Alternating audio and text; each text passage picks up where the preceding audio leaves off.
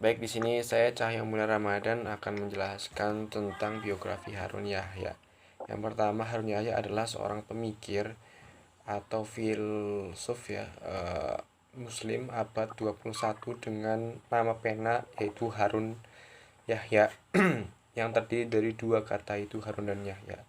Nama asli beliau adalah nama asli beliau adalah Adnan Oktar. Dia dilahirkan di Ankara, Turki pada tahun 1956.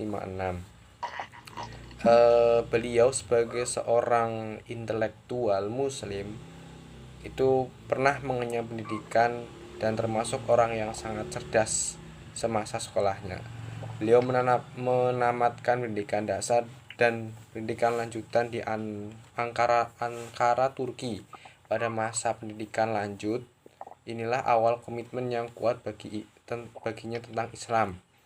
Dia mendalami Islam secara otodidak, yaitu dengan membaca buku, kemudian literatur tentang Islam,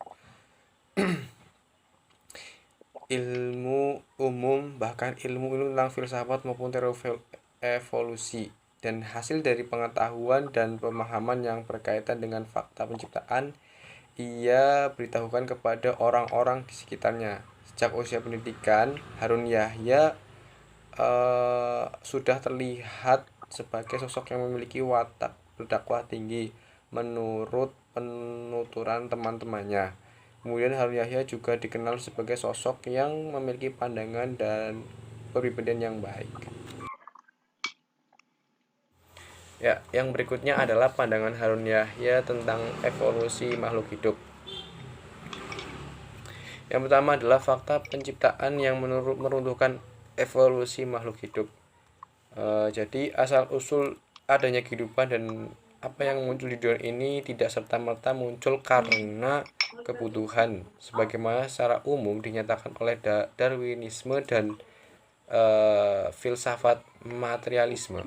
Makhluk-makhluk yang hidup tidak mungkin berevolusi dari satu bentuk ke bentuk lain melalui serangkaian kebutuhan atau kebetulan.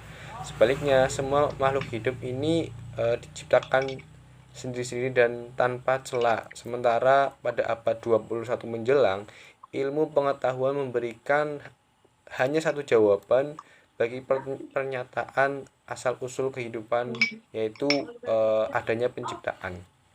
Jadi sebelum abad 21 banyak teori-teori atau filsuf yang mengkaji tentang adanya penciptaan makhluk hidup, yang mana mereka berargumen bahwasanya makhluk hidup itu berasal dari bentuk satu ke bentuk yang lain. Kemudian salah satu pemikiran Darwin yang ditampis oleh Harun Yahya adalah di mana Darwin itu mengatakan penciptaan makhluk hidup itu berasal dari kera yang kemudian berevolusi menjadi manusia. Namun karena Harun Yahya memiliki tekad dan intelektual yang sangat tinggi, maka Harun Yahya mengatakan bahwa tidak ada satupun makhluk hidup yang berevolusi dari bentuk satu ke bentuk lain. Tetapi Harun Yahya memberikan statement bahwasanya